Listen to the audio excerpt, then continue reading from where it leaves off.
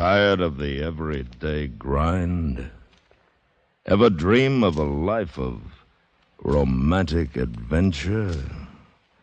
Want to get away from it all? We offer you Escape.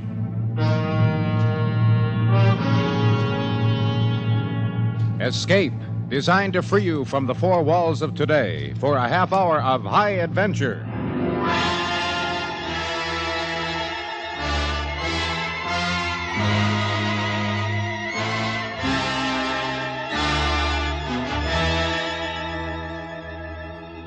You are somewhere in the Pacific, out of Leyte in the Philippines, charting a course of south by southeast, when out of the deep of the sea, a new volcano is born, and your ship is caught in the middle of it, from which there is no escape.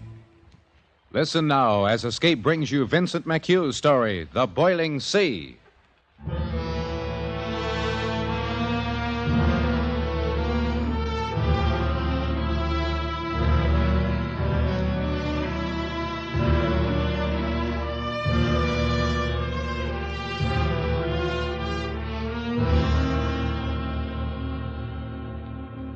It should have been an easy trip.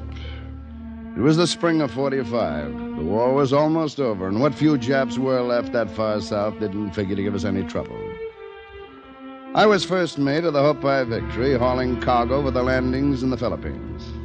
But this trip, we detoured south to the tiny island of Carazuti in the Moluccas to pick up a detachment of Rangers, a demolition team, and bring them up to Samar. We cleared for the north about 1830 hours, and as darkness fell, I went out on deck. There, I found Lieutenant Drury, the Ranger CO, and his top sergeant watching Gamkamura, the volcano, over on the island. Hi, McCallum. Evening, mate. Quite a sight, isn't it? Sure is, but it'll get better. We passed closer to it off Tenati. In the dark, you can see the lava spouting like 4th of July. We got a look at a small one back on Cazaruti. Inactive. This whole group of islands on both sides of the strait is volcanic, they tell me. That's right. Now, you can have my share of them. That big baby there used to keep us awake nights, rumbling. Well, they aren't exactly conducive to peace of mind, I'll admit, Sergeant, but they're very interesting. I'd like a chance to study one more closely. No, not for me, Lieutenant. Well, probably won't get another chance now. The men all comfortable, Sergeant? Well, it ain't the Queen Mary, sir, but they're okay. Sorry, this baby wasn't meant for troop transport. No matter, we're used to improvising. Well, night, gentlemen. Night, Hi, sir. Drury. Nice guy. The best. One of them guys with principles. Serious. You know, educated. Them kind usually get clobbered first thing, but he's come through. Plenty. You have a time back there in Cazaruti? Not much. Jap radio station. Half starved out already. Of course, they put up a fight. They always do. But not so bad. Hey, look at that thing. Belching smoke a mile high. Flashing like... Yeah. Spectacular, all right. Hey, Lieutenant, could I interest you in a human scalp tanned with mangrove bark? Got me a couple of extra back there. Sell one cheap. Oh, thanks, Sergeant. I got one scalp. I hope that'll last me the run. That night, for the first time since we left home, I couldn't get to sleep. I tried reading a while and gave that up, too. Finally, I got a cup of coffee and took one up to Hannigan on the bridge. Hey, thanks, Mac. Just what I needed. We sipped our coffee quietly. The bosun stood silently at the wheel. The time was 04:25 hours. We were steaming up through the Molucca Passage. Course 1 degree true, speed 18 knots. A smooth, gentle swell. The phosphorescence in the bow wash was bright enough to show our hands and faces. It was peaceful. Hey, Mac, you smell anything? Coffee? No, come here, stand over here.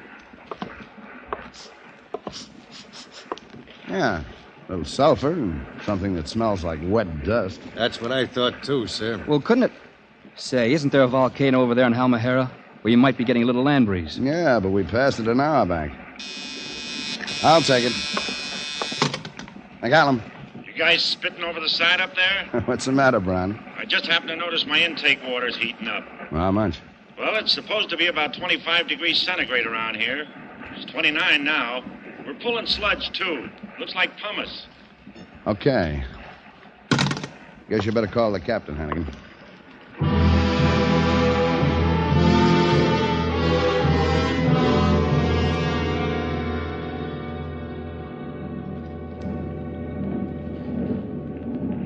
Smell that, Captain? Yes.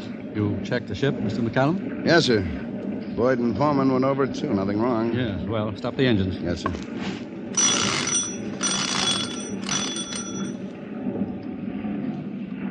Mr. Hannigan, you checked our position? Yes, Captain. It's verified here on the chart. Sonic depth finder on, Mr. Grangine? Yes, sir.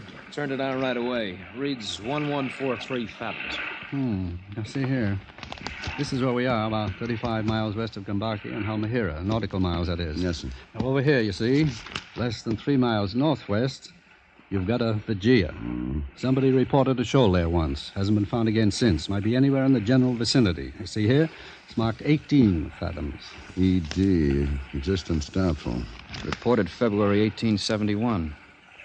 Well, if there is something there, it can't be anything but a submarine mountain. Not with those depths all around it. Yes, probably volcanic. One of those buggers that push up, you know, and sink back down again. Got some of them up in the boonies.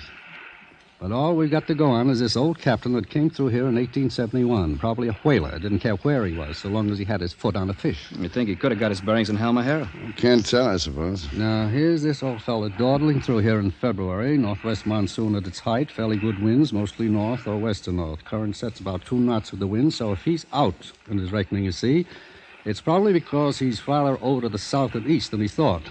Like this. Mm-hmm. That puts us pretty close to the trouble. We can't go up to the southeast because we don't know how far out he was. If he was out. Now, here, we could go this way, but it seems foolish to backtrack on our course and then go west to get clear. Don't see why we wouldn't be safe if we cut across the angle to the southwest. Sounds right to me, Captain. Yes, sir, should be safe enough. Well, let's hope so. Mr. Grangine, stand by the depth finder and sing out if you get any shoaling. Yes, sir.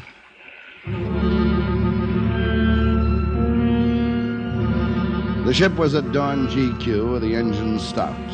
An eerie ocean silence hung over everything. It was still dark, but a soft glimmer was beginning to show behind the peaks on Halmahera. Start the engines, half speed. Yes, sir, half speed.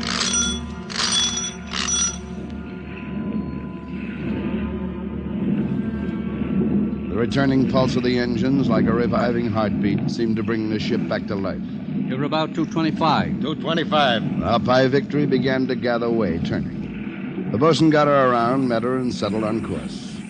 Hannigan stood by the bridge phone. For minutes, we stood quietly, watching and waiting. Now there was a rosy smear in the east behind us, a gloaming on the sea. I could just make out the bow and a man silhouetted in the crow's nest above it. Hannigan. Right, Brownie.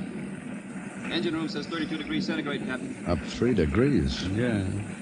Stay on the phone, Mr. Hannigan. Report any change. In another few minutes, we'll be able to see a little more. Captain, man in the crow's nest. He's waving. Captain, thermometer reads 38 fathoms. Rock's dead ahead. Full left rudder. Full left rudder.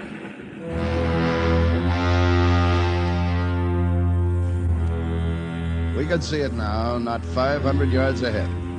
Nothing in a nightmare had ever been so awful as that jagged, rocky crest hunching and lifting like the back of a great dawn lizard in the yellow light.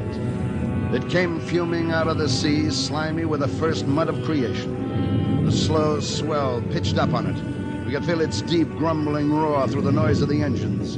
The ship was turning now. No one spoke. We stared with slow understanding of the horror that began to form in all our minds. The monster was not a single peak. The ridge we'd seen coming up in the southwest was extending itself in a long curve of points and benches all across the south. Keep her turning. Keep her turning. But it was already too late. Clear across the red-pink wash of dawn, a black spur joined onto the east. And when we looked north, the swell was lipping up on a jag of new rock that thickened to the west and hooked on down into the southwest. The Hopi Victory was completely encircled. We were trapped in the middle of an emerging volcano.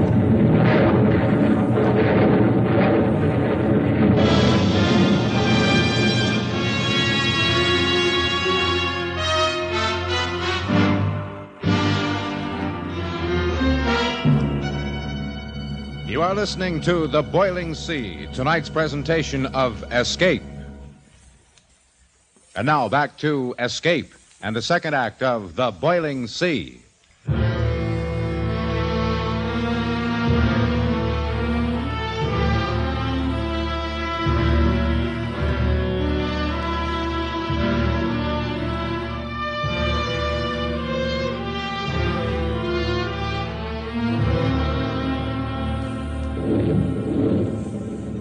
It took a few seconds for the full impact of the situation to hit us. Encircled, trapped in a crater of jagged, rising peaks on every quarter of the compass. Still, nobody said anything until Captain Hazard spoke in a quiet voice. All right. Stop the engine. Then we all noted. The wash dropped away and the Hopi Victory settled, floating dead in a fuming black-brown lake that bubbles like mud coming to a boil. The terrible, stony rumbling jarred up through the soles of our shoes.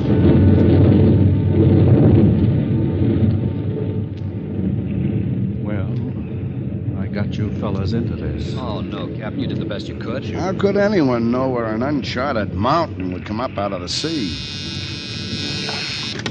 Hannigan. I don't want to get you fellas too excited up there, but you better quit smoking. We're getting 68 degrees centigrade on this thing. Got any eggs you want boiled? What is going on up there? Brownie, we're in a volcano. Well, I always told you something like this would happen. You know, you gotta watch where you're going. 68 degrees centigrade, sir. Well, Jonah made it. Yeah, we don't know. Maybe there's a hole in it somewhere. We can wait till it settles down, get the boats out. Yes, by golly. Gave me an idea, Mr. McCallum. If we do a good job of surveying, maybe they'll forgive us for getting into it in the first place.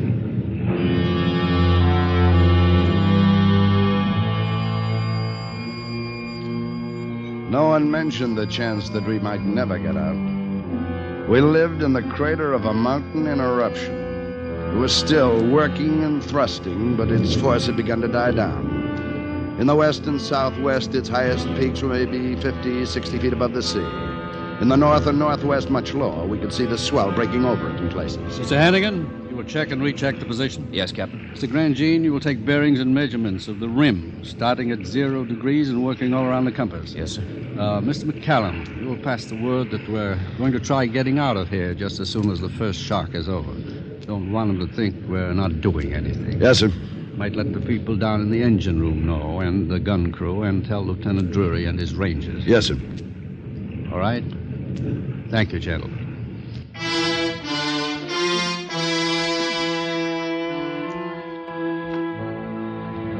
I carried the message to the other officers. Men were hanging over the rail looking at the dead fish in the putrid water. Everybody was coughing. Sickly gases came up in spurts and slow blobs. Here and there, a small geyser pattered down stones and mud on the water. There was a wash of gloomy sun on the crags to the west. Beyond lay the glimmer of the Molucca Passage, like the hope of life itself. It seemed very distant now. At breakfast, the captain was still cheerful. All right, gentlemen, we may as well eat. May not have another chance for a while. What do you think, sir? Well, looks as if the first one is about over. We'll get the boats out after breakfast. See if we can't find a hole in it. Just a Western omelet for me, mess. What if we can't do that, sir? Maybe we can find a place to get the boats across. Isn't far to Halmahera, you know, about 36 miles, but I'd hate to... Wish I knew more about how these volcanoes behave. It might sink down again in an hour or two, or it might keep building up. Could I make a suggestion, Captain Hazard? Yes, go ahead, Lieutenant Drury. My boys are trained in demolition work. If we can find the right place, I think we might be able to blast a hole big enough for the ship to get through. Yes, thank you, Lieutenant. Yes, we've been thinking the same thing. Only trouble is, a blast like that might set the whole business off. I suppose we'd better wait till we've tried everything else first. We take the boats out right after breakfast, sir? Yes, Mr. McCallum. You will take one and go north to the rim. Follow it to the east. Mr. Hannigan will take the other south and follow it west. Lieutenant Drury, a detail of your rangers can go in each boat. What about communication, sir? Yeah. Too bad we don't have radios in the boats. We'll have to use flare guns. One flare if you find a hole big enough for the ship. Confirm it with a handlet. Then 2 flares to command. The usual recall signal. Yes, sir. Well, gentlemen, we're in God's hands now.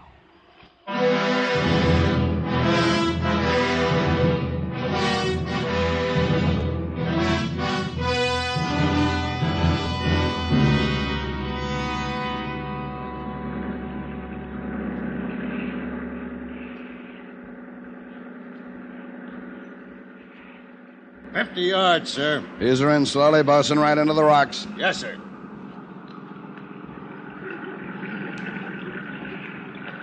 Take a look at that water, Mac. You ever see anything like it? Slimy, gas bubbling up. Not very inviting. Take a look at what's ahead, Lieutenant. Yeah. Doesn't look like any rock I've ever seen before.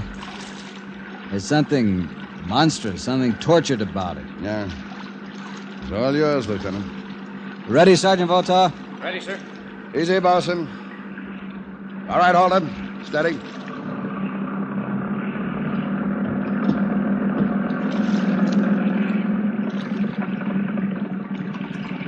All right, you guys. Jump!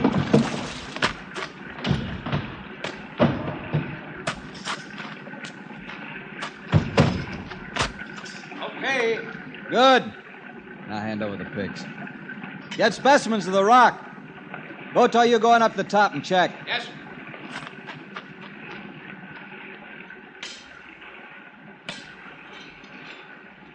This doesn't look very promising. No, it's only 20 feet high, but we haven't got enough explosive to blast through here. Must be gaps somewhere. There's Votar on top. Votar! Can you see anything? About 40 feet across. Any breaks to the east? Can't see any. Can't tell for sure, though. All right, come back. We'll go down farther. We cruised slowly along the rim through the dirty, brown-black simmering water, stopping every few hundred yards to break off specimens of rock. It was hot. We felt as if our bodies were drenched in a heated grease. The crater had a general downhill trend to the eastward. In the northeast sector, it came to what appeared to its lowest point. Here, the swell broke clear across the shallow peaks. This is the best place for blasting we've seen yet. Yeah, it doesn't look bad. Might be possible. Let me take 4 of my men on those rocks and try to find some likely openings for charges, just in case. Okay. Move in close again, bosun. Listen, Drury. Those rocks are wet, and that swell has plenty of power. Watch yourselves. Don't worry about us, matey. We don't mind wet feet. Uh-huh. Set her easy, bosun. Okay, boys, over we go. Come on, get the lead out. All right, men. String out. Look for cracks. I'll hold her off, bosun. You stand by with the lines secured, ready to toss them just in case. How about this, mate? You think we'll have to try it? Last resort? I don't know, Walt. Looks like maybe, unless Hannigan found something we shouldn't. I don't know. Blasting in this stuff is like lighting a firecracker in a dynamite factory. May have to take the chance. Yeah. Look back there toward the ship. A dirty yellow guck. We ought to break out the gas masks if we had gas masks.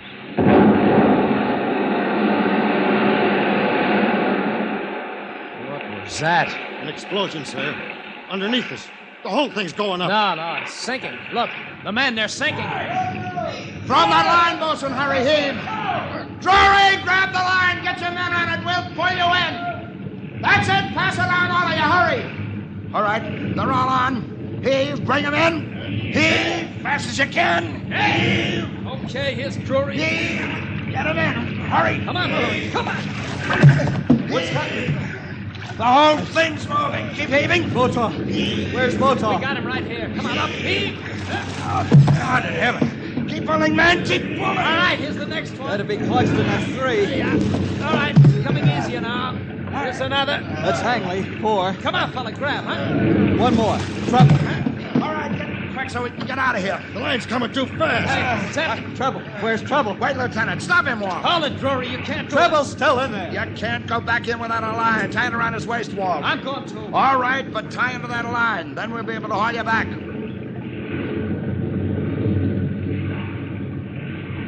They went over the side, disappearing into the murk and the sludgy water. The shocks were increasing in violence now. They jarred the teeth in our heads. We looked toward the ship and saw the western rim of the crater thrusting up in a great wall behind her. Then Walt's head appeared close to the boat, his face black, and he shook a hopeless no. He dived again 2 or 3 times and then let us pull him in. But Drury wouldn't give up. Come on, pull him in. He's fighting us. Well, fight him back and get him into this boat. Yes, sir. Here, I'll give you a hand. He. Let me go. We gotta get trouble. Let me go. You can't waste any more time. Get in. It's no use, Drury. But he's in there somewhere. We can't just let him stay there. No. Come on. All right, Wilson, take her out. McCallum. I'm sorry about trouble, Lieutenant, but he is one man. There are 100 men back there in the Hope by Victory. Yeah. Sorry. It's getting worse every minute. If we're gonna do anything, we gotta do it fast. Hey, look! Over there where the rock sank. That gap's big enough for the ship. Yeah, maybe. But is it deep enough? It's gotta be. The whole thing may go up any minute like a Roman camp. All right. Bosun, fire one flare. Walt, get the hand lead. I've got it. All coiled. Don't heave a drag at 10 fathoms. We'll quarter across the gap. Sing out if you feel anything.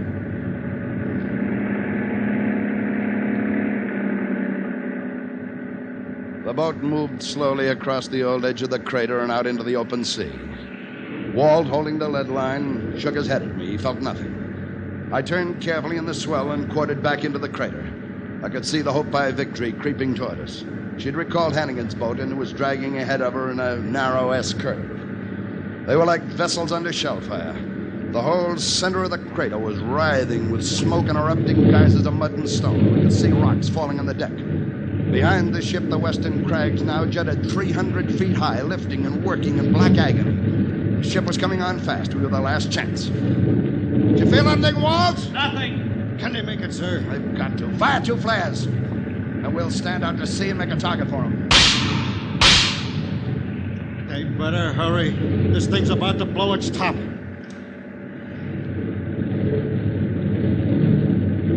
All right, here too, Bosun. We'll stand here. You'll never make it. That gap's too small. We're a tight squeeze. The captain's got it perfectly centered. Yeah, well, he'd better. It's coming full speed. If he misses... Hannigan's through. Another minute, we'll know. Men, if they crash, we'll have to work fast. Unless the shock is enough to set the whole thing off. Here they come.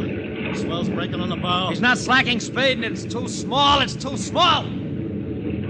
They're in. She's coming through. She's coming through. Save your chairs. We're not out of this yet. Hey, he's not cutting his speed. He's not going to leave us here. Calm down. He's turning between the 2 boats. He'll get us on one side and Hannigan on the other. Look! Captain signaling from the bridge. Bosun, give her full speed. Give her everything you got. Parallel his course. Hang fast the kiss, Bob, and hang on. We'll pick you up later. You heard him. Botar, Drury, Walt. Help me get that line when it's thrown down and don't miss. Right.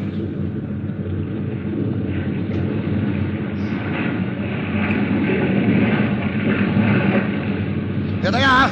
Hold steady against the bow wash, Bosun. Hold it alongside. All right, here comes the line. Got it. Make fast. Hurry before we lose the slack. And make it good and fast. Give her the works, Bosun. Hold her in. We're fast. Brother, just in time.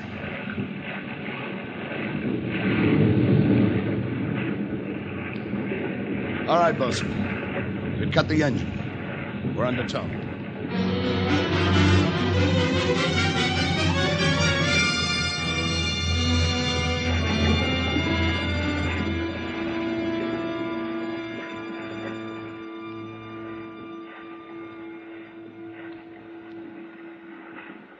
Man.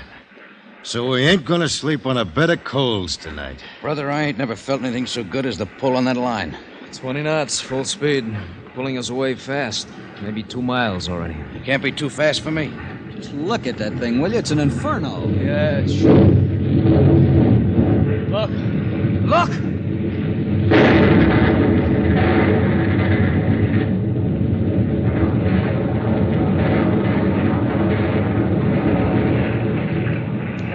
All of it. The whole thing. It did blow its top. Walt, help the bosun with the tiller. Hold her in. Grab the gas rope, Drury. Help me knot her back as far as we can. And stay down, everybody. Stay down. There's a wave coming. A tidal wave. Look at it. Come on, pull. Now hold. All right, get down, everybody. Keep down. We thought we were safe. 50, 60, maybe 100 feet. We'll take the whole ship, everything. Keep down and hang on, then. Here it comes. Here it comes. Look out!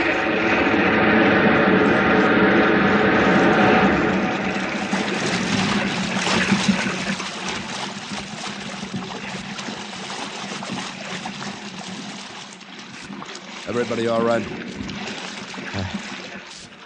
I don't know how, but we're all right, Mac.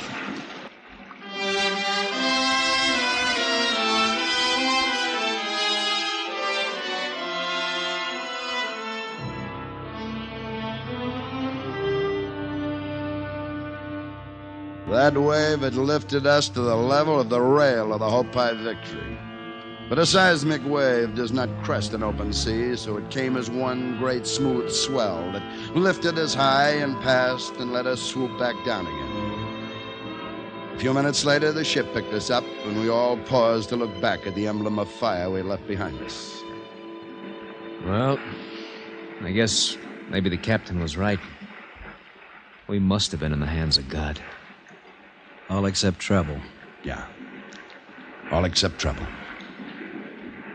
Well, Lieutenant, you wanted to study a volcano close to? Did I? Well, remind me, Votor, to cross that study off my list.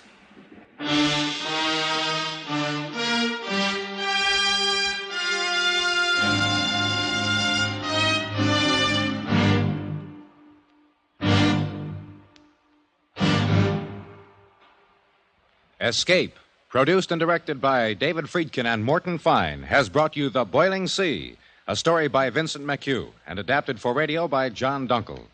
Featured in the cast were Ted DeCorsia, Herb Butterfield, Harry Bartell, Herb Ellis, and Tony Barrett. Also heard were Jack Moyles, Clayton Post, and Jim Hayward. Your announcer, Bill Anders. The special music for Escape is composed and conducted by Leith Stevens. Next week.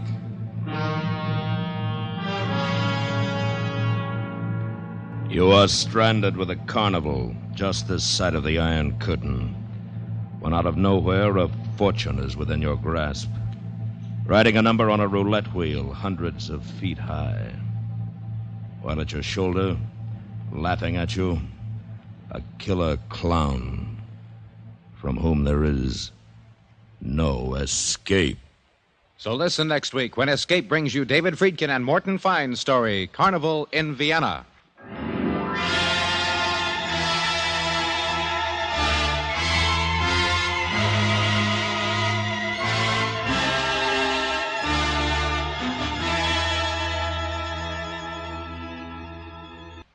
The CBS Radio Network.